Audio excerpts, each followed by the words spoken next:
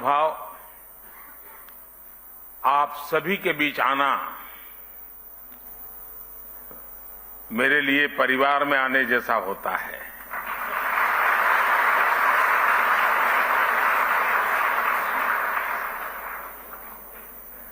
और वो जो मैंने आज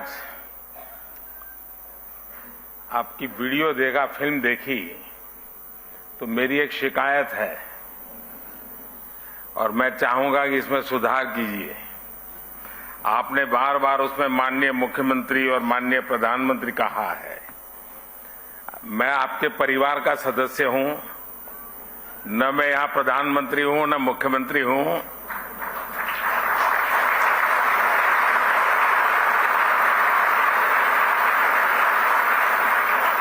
और शायद मुझे जो सौभाग्य मिला है वो बहुत कम लोगों को मिला है। मैं 4 पीढ़ी इस परिवार के साथ जुड़ा हूं, 4 पीढ़ी, और चारों पीढ़ी मेरे घर आई है। ऐसा सौभाग्य बहुत कम लोगों को मिलता है। और इसलिए मैं कहता हूं कि फिल्म में जो बार बार मुख्यमंत्री और प्रधानमंत्री है, मैं तो आपके परिवार का सदस्य हूं और हर बार एक परिवार के सदस्य के रूप में आने का जब भी अवसर मिला है, मेरी खुशियां अनेक गुना बढ़ गई हैं।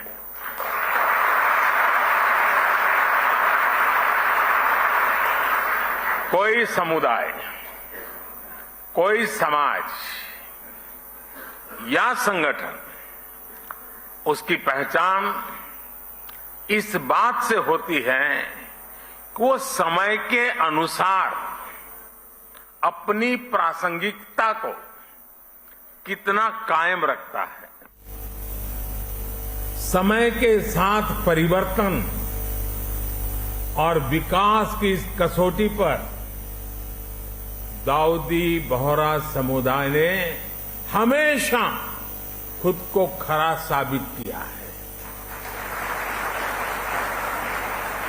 आज अल जमाया तुस सैफिया जैसे शिक्षा के महत्वपूर्ण केंद्र का विस्तार इसका एक जीता जागता उदाहरण है। मैं संस्था से जुड़े हर व्यक्ति को मुंबई शाखा शुरू होने की और 150 साल पुराना सपना पूरा हुआ है, आपने पूरा किया है। मैं आपको बहुत बहुत बधाई देता हूं, बहुत दिल से बधाई देता हूं। साथियों, दाऊदी बोहरा समुदाय और मेरा रिश्ता कितना पुराना है, ये शायद ही कोई ऐसा होगा जिसको पता न हो। मैं दुनिया में कहीं पर भी गया, वो प्यार यानी एक प्रकार से बरसता रहता है। और मुझे तो, मैं हमेशा एक बात जरूर बताता हूं, मैं सैयदना साहब 99 एज थी, मैं ऐसे ही चला गया वहां सरसपुर। 99 एज में वो बच्चों को पढ़ा रहे थे जी। मेरे मन को वो घटना आज भी इतना प्रेरित करती है। क्या कमिटमेंट, नई पीढ़ी को प्रशिक्षित करने का सैयदना साहब का क्या कमिटमेंट है। 99 एज में भी बैठ करके बच्चों को पढ़ाना, और मैं समझता हूं 800,000 बच्चे एक साथ पढ़ रहे थे। मेरे दिल को वो दृश्य हमेशा हमेशा प्रेरणा देता है। गुजरात में रहते हुए हमने एक दूसरे को बहुत करीब से देखा है। कई रचनात्मक प्रयासों को साथ मिलकर के भी आगे बढ़ाया है। और मुझे याद है, सैयदना साहब की शताब्दी का वर्ष हम मना रहे थे और सूरत में हमारा बहुत बड़ा जलसा था, मैं भी था उसमें। तो सैयदना साहब ने मुझसे कहा, तुम मुझे बताओ मैं क्या काम करूं। मैंने कहा, मैं कौन होता हूं आपको काम बताने वाला।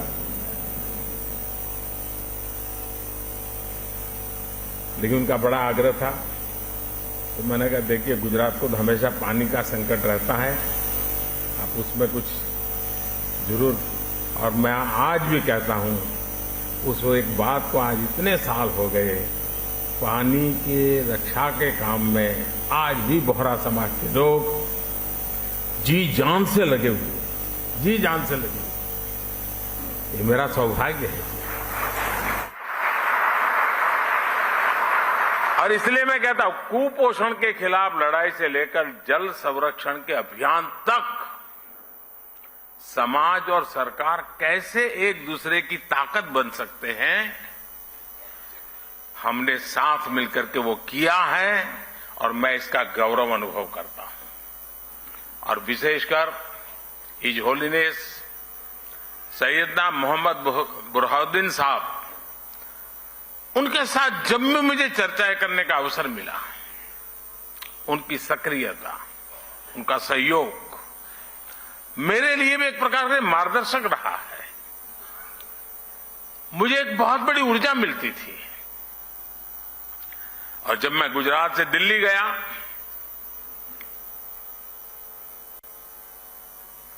आपने गादी संभाली,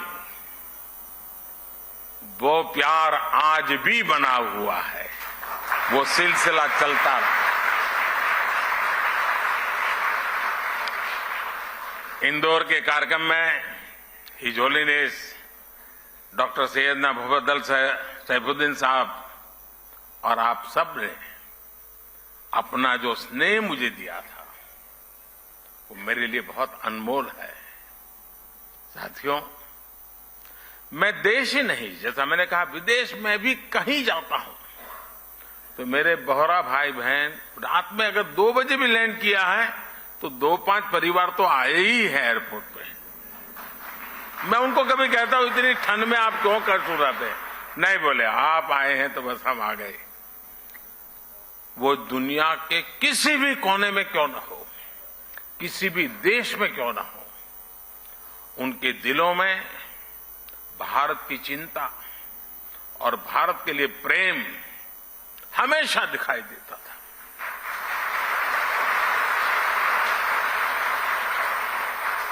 आप सभी की ये भावनाएं, आपका ये प्यार मुझे बार बार आप तक खींच लाता है।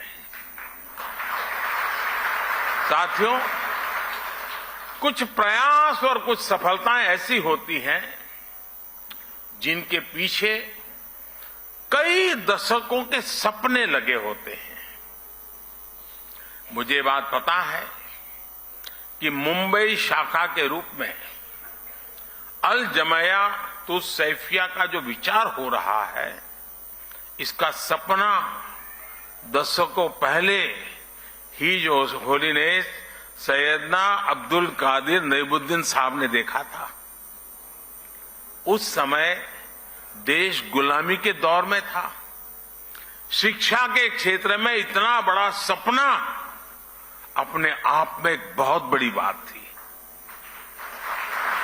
लेकिन जो सपने सही सोच से देखे जाते हैं, वो पूरे होकर के रहते हैं।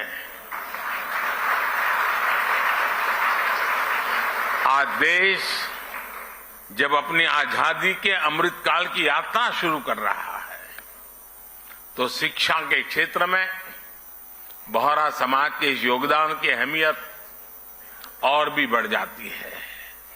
और जब आजादी के 75 साल की याद करता हूं तो मैं एक बात का जिक्र जरूर करूंगा, और मेरा तो आप सबसे आग्रह है कि जब भी आप सूरत जाएं या मुंबई आए, एक बार दांडी जरूर हो आइए। दांडी यात्रा महात्मा गांधी जी की आजादी का एक टर्निंग पॉइंट था।